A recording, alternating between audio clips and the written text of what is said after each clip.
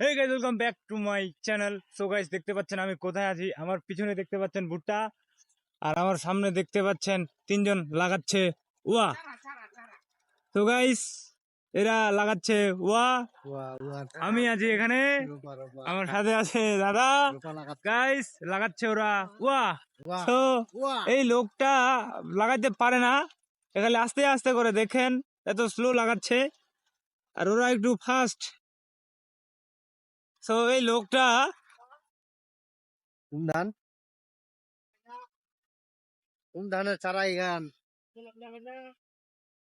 32 35 32